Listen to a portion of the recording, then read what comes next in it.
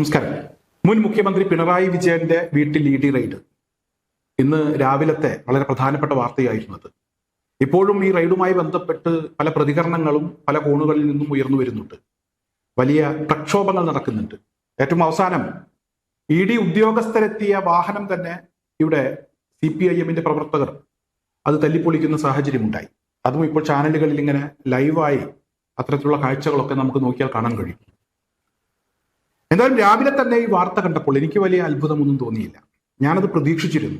കുറച്ച് നേരത്തെയായി എന്നുള്ളൊരു അഭിപ്രായമുണ്ട്. കുറച്ചുകൂടെ കഴിഞ്ഞിട്ടേ ഉണ്ടാകുകയുള്ളൂ എന്നാണ് ഞാൻ കരുതിയിരുന്നത്. പക്ഷെ കുറച്ച് നേരത്തെയായി എന്നൊരു അഭിപ്രായം മാത്രമേ ഉള്ളൂ.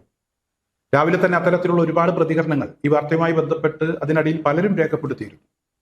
എന്തുകൊണ്ടത് പ്രതീക്ഷിച്ചു എന്ന് ചോദിച്ചാൽ, കേന്ദ്ര ഗവൺമെന്റ്, ഇപ്പോൾ കേന്ദ്രം ഭരിക്കുന്ന ആളുകളെ സംബന്ധിച്ചിടത്തോളം അവർ നന്ദിയില്ലാത്ത ആളുകളാണ്. ആ നന്ദികേടാണ് ഇവിടെ നമ്മൾ കണ്ടത്.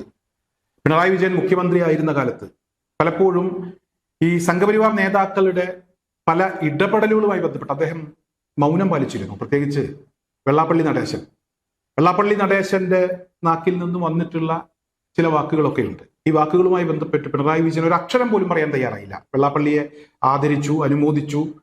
വെള്ളാപ്പള്ളി എന്തോ വലിയ മഹാനായ വ്യക്തിയാണ് എന്നുവരെ ഇടതുപക്ഷവുമായി ബന്ധപ്പെട്ട് നിൽക്കുന്ന ആളുകളൊക്കെ പറഞ്ഞു. ഏറ്റവും അവസാനം മുഖ്യമന്ത്രി പിണറായി വിജയൻ മുഖ്യമന്ത്രിയായിരുന്ന സമയത്ത് അദ്ദേഹത്തിന്റെ പ്രൈവറ്റ് സെക്രട്ടറി ആയിരുന്ന ഇപ്പോഴത്തെ കണ്ണൂർ ജില്ലാ സെക്രട്ടറി KK രാഗേഷ് അദ്ദേഹം പറഞ്ഞു, ഇവിടെ ഈ ഒരു തിരഞ്ഞെടുപ്പ് വിജയം UDF വിജയിച്ചത് ന്യൂനപക്ഷ വർഗീയതയുടെ വിജയമാണ് എന്ന് വരെ പറഞ്ഞു. മുന്നണിയിലെ INL എന്ന് പറയുന്ന പാർട്ടി അതിനെതിരെ ശക്തമായി രംഗത്തെത്തി. എന്തായാലും ഇവിടെ നേരത്തെ മുഖ്യമന്ത്രി പിണറായി വിജയൻ ആ സ്ഥാനത്തിരുന്ന സമയത്ത് സംഘപരിവാർ സംഘടനകൾക്ക് CPMകാർക്ക് കിട്ടിയതിനേക്കാൾ കൂടുതൽ സൗകര്യം അവർക്ക് കിട്ടിയിട്ടുണ്ട്. BJPക്കാർക്കും അതുപോലെ തന്നെ ശശികല, RV ബാബു തുടങ്ങിയ ആളുകൾക്കൊക്കെ കിട്ടിയിട്ടുണ്ട്. അവരെ സംബന്ധിച്ചിടത്തോളം അവരൊക്കെ 100% സന്തുഷ്ടരായിരുന്നു. ഒരിക്കൽ കൂടെ പിണറായി വിജയൻ അധികാരത്തിലെത്തണം എന്നതായിരുന്നു അവരെ സംബന്ധിച്ചിടത്തോളം ആഗ്രഹം. അങ്ങനെ അധികാരത്തിലെത്തിയാൽ അവർ കാണുന്നത് അതോടുകൂടെ കോൺഗ്രസ് ഇല്ലാതാകും, ഛിന്ന ഭിന്നമാകും. അങ്ങനെ ഛിന്ന ഭിന്നമാകുമ്പോൾ അവരെ സംബന്ധിച്ചിടത്തോളം അത് അവർക്ക് രാഷ്ട്രീയമായിട്ടുള്ള നേട്ടങ്ങൾ ഉണ്ടാക്കാൻ കഴിയും എന്നൊരു പ്രതീക്ഷ അവർക്കുണ്ടായിരുന്നു. അതുകൊണ്ട് തന്നെ ഒരിക്കൽ കൂടെ പിണറായി വിജയൻ അധികാരത്തിലെത്തണം എന്ന് സംഘപരിവാർ സംഘടനകൾ അല്ലെങ്കിൽ അതുമായി ബന്ധപ്പെട്ട ആ സംഘടനയുമായി ബന്ധപ്പെട്ട് നിൽക്കുന്ന അതിന്റെ നേതാക്കന്മാർ ആഗ്രഹിച്ചിരുന്നു, പ്രതീക്ഷിച്ചിരുന്നു. എന്നാൽ ആ ആഗ്രഹത്തിനനുസരിച്ച് അധികാരത്തിലെത്താൻ, പ്രതീക്ഷയ്ക്കനുസരിച്ച് അധികാരത്തിലെത്താൻ പിണറായി വിജയന് കഴിഞ്ഞില്ല. ഉള്ള സമയത്ത് അദ്ദേഹം ചെയ്തു കൊടുക്കാവുന്ന കാര്യങ്ങളൊക്കെ ചെയ്തു കൊടുത്തു. ആ സമയങ്ങളിലൊന്നും ഒരു ED അന്വേഷണമോ റെയ്ഡോ ചോദ്യം ചെയ്യലോ ഒന്നും ഉണ്ടായില്ല. വീണ വിജയന്റെ കേസ് ഇന്നോ ഇന്നലെയോ ഉണ്ടായതല്ല. അത് നേരത്തെ തന്നെ ആ കേസുമായി ബന്ധപ്പെട്ടുള്ള ഒരുപാട് വാർത്തകളും അതുപോലെ തന്നെ പരാതികളും ഒക്കെ ഉയർന്നു വന്നിട്ടുണ്ട്. ആ സമയങ്ങളിലൊന്നും ഒരു അന്വേഷണവും റെയ്ഡും ഉണ്ടായിട്ടില്ല. അതുപോലെ തന്നെ ലാവ്ലിൻ കേസ്, ആ കേസുമായി ബന്ധപ്പെട്ട് എത്രയോ തവണ വിചാരണ മാറ്റിവെച്ചു. എന്തായാലും ഇവിടെ പിണറായി വിജയൻ മുഖ്യമന്ത്രി സ്ഥാനം ഒഴിഞ്ഞതിന് ശേഷം, തിരഞ്ഞെടുപ്പിൽ പരാജയപ്പെട്ടതിന് ശേഷം നേരത്തെ ചെയ്തു കൊടുത്ത കാര്യങ്ങൾക്കുള്ള നന്ദിയൊന്നും കാണിക്കാതെ എത്രയും പെട്ടെന്ന് തന്നെ അദ്ദേഹത്തിനെ ചോദ്യം ചെയ്യാനും ഒരു വലിയ വാർത്ത സൃഷ്ടിക്കാനും ഇവിടെ BJP ഭരിക്കുന്ന കേന്ദ്രം തീരുമാനിച്ചു. അതിന്റെ ഭാഗമായിട്ട് തന്നെയാണ് ED മുഖ്യമന്ത്രി പിണറായി വിജയനെ ചോദ്യം ചെയ്തത്, മുഹമ്മദ് റിയാസിന്റെ വീട്ടിൽ ചോദ്യം ചെയ്തത്, വീണ വിജയന്റെ മൊഴിയെടുത്തത് എന്നാണ് ഞാൻ മനസ്സിലാക്കുന്നത്. എന്തായാലും ഇവിടെ മുഖ്യമന്ത്രി പിണറായി വിജയൻ തെറ്റ് ചെയ്തു അല്ലെങ്കിൽ തെറ്റ് ചെയ്തിട്ടില്ല എന്നൊന്നും പറയാൻ ഞാൻ ആളല്ല. ഒരു മുതിർന്ന കമ്മ്യൂണിസ്റ്റ് നേതാവ് എന്ന രീതിയിൽ അദ്ദേഹം തെറ്റ് ചെയ്തിട്ടില്ലെങ്കിൽ അദ്ദേഹത്തെ വേട്ടയാടാനും പാടില്ല. അല്ലെങ്കിൽ ഒരു മുതിർന്ന പൗരൻ എന്നുള്ള നിലക്ക് ആ ഒരു പരിഗണന അദ്ദേഹത്തിന് കൊടുക്കണം. മുൻ മുഖ്യമന്ത്രി എന്നുള്ള നിലക്ക് ആർക്കെങ്കിലും പക വീട്ടാനോ പകരം വീട്ടാനോ അത്തരത്തിലുള്ള നീക്കങ്ങളൊന്നും വച്ചു കുറിപ്പിക്കാൻ പാടില്ല. കേരളം അതിനെതിരെയൊക്കെ ശക്തമായി പ്രതികരിച്ചിട്ടുണ്ട്.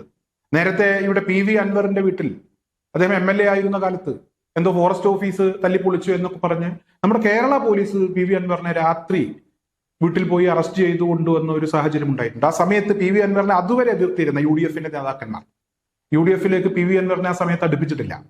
ഇവിടുത്തെ രാഷ്ട്രീയ നേതാക്കന്മാർ, UDFുമായി ബന്ധപ്പെട്ട് നിൽക്കുന്ന ആളുകൾ PV അൻവറിനെ സപ്പോർട്ട് ചെയ്ത് രംഗത്തെത്തുന്ന കാഴ്ച നമ്മളൊക്കെ കണ്ടതാണ്.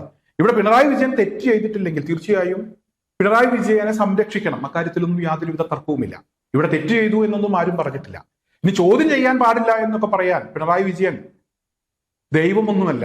ചോദ്യം ചെയ്യാൻ പാടില്ല, എല്ലാ സംഗതികൾക്കും മേലെയാണ് പിണറായി വിജയൻ എന്നൊന്നും പറയാൻ പാടില്ല. അദ്ദേഹത്തിന്റെ പാർട്ടി അണികൾക്ക് അങ്ങനെയൊക്കെ വല്ല തോന്നലും ഉണ്ടായിരിക്കാം. അതിന്റെ ഭാഗമായിട്ടാണ് അവർ ED ഉദ്യോഗസ്ഥരൊക്കെ വന്ന വാഹനം തല്ലിപ്പൊളിച്ചത് എന്നാണ് ഞാൻ മനസ്സിലാക്കുന്നത്. ഇവിടെ എല്ലാവർക്കും നിയമം ഒരുപോലെയാണ്. എല്ലാവരും ആ നിയമം അംഗീകരിച്ചേ മതിയാകും. അത് പിണറായി വിജയനാണെങ്കിലും അതിൽ മാറ്റമൊന്നുമില്ല. അദ്ദേഹം മുതിർന്ന പൗരനാണ്, മുൻ മുഖ്യമന്ത്രിയാണ്, നിലവിൽ പ്രതിപക്ഷ നേതാവാണ് എന്നൊന്നും പറഞ്ഞിട്ട് യാതൊരുവിധ കാര്യവുമില്ല. അദ്ദേഹം തെറ്റ് ചെയ്തിട്ടുണ്ടെങ്കിൽ തീർച്ചയായും അദ്ദേഹം അതിനനുസരിച്ച് തെറ്റ് ചെയ്തിട്ടുണ്ടെങ്കിൽ ശിക്ഷ അനുഭവിച്ചേ മതിയാകൂ. അതുപോലെ തന്നെ നമ്മുടെ നിയമ സംവിധാനങ്ങൾ അനുസരിച്ച് ചോദ്യം ചെയ്യുമ്പോൾ ആ ചോദ്യം ചെയ്യലുമായി പിണറായി വിജയൻ സഹകരിച്ചേ മതിയാകൂ, അദ്ദേഹത്തിന്റെ മകളും സഹകരിച്ചേ മതിയാകൂ. എന്തായാലും ഇവിടെ ഈ ചോദ്യം ചെയ്യലുമായി ബന്ധപ്പെട്ട് CPIM-ന്റെ ചില പ്രവർത്തകർ ED ഉദ്യോഗസ്ഥർ സഞ്ചരിച്ച വാഹനം തല്ലിപ്പൊളിച്ചിട്ടുണ്ട്. ആ തല്ലിപ്പൊളിച്ചതിന്റെ ദൃശ്യങ്ങളൊക്കെ നമ്മുടെ മാധ്യമങ്ങൾ ലൈവായി തന്നെ അത് പുറത്തുവിട്ടിട്ടുണ്ട്. ഇപ്പോൾ ഈ തല്ലിപ്പൊളിച്ച ആളുകളെ ഉടൻ തന്നെ അറസ്റ്റ് ചെയ്യണം എന്ന ഒരു നിലപാടിലാണ് ED ഉദ്യോഗസ്ഥർ നിൽക്കുന്നത്. മുതിർന്ന പോലീസ് ഉദ്യോഗസ്ഥർ ഇതുമായി ബന്ധപ്പെട്ട് ഈ അറസ്റ്റ് ചെയ്യുന്നതിനു വേണ്ടി ഈ വാഹനം തല്ലിപ്പൊളിച്ച പ്രവർത്തകരെ തിരയുന്നു എന്ന വാർത്തയും പുറത്തു വരുന്നുണ്ട്. എന്തായാലും ഇന്ന് രാവിലെ തന്നെ പ്രവാസികളെ സംബന്ധിച്ചിടത്തോളം അവർക്ക് ഇന്ന് ബലിപെരുന്നാളാണ്.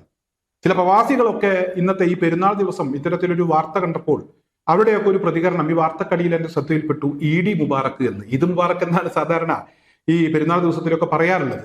എന്നാൽ ഇവിടെ ഇന്ന് പലരും ED മുബാറക്ക് എന്ന ഒരു വാചകം ചേർത്ത് കണ്ടു. എന്തായാലും ഇവിടെ ചില ആളുകളോട്, അതായത് ഈ വാഹനം തല്ലിപ്പൊളിച്ച ആളുകളോടൊക്കെ എനിക്ക് പറയാനുള്ളത്, പ്രത്യേകിച്ച് CPIM-ന്റെ പ്രവർത്തകരോട്, പിണറായി വിജയൻ മനുഷ്യനല്ല അതിനേക്കാൾ മേലെയാണ് എന്നൊക്കെ ചിന്തിക്കുന്ന ആളുകളോട് എനിക്ക് പറയാനുള്ളത് തൽക്കാലം ആ വാക്ക് തന്നെയാണ്, ED മുബാറക്ക്, അതിലപ്പുറമൊന്നും പറയാനില്ല.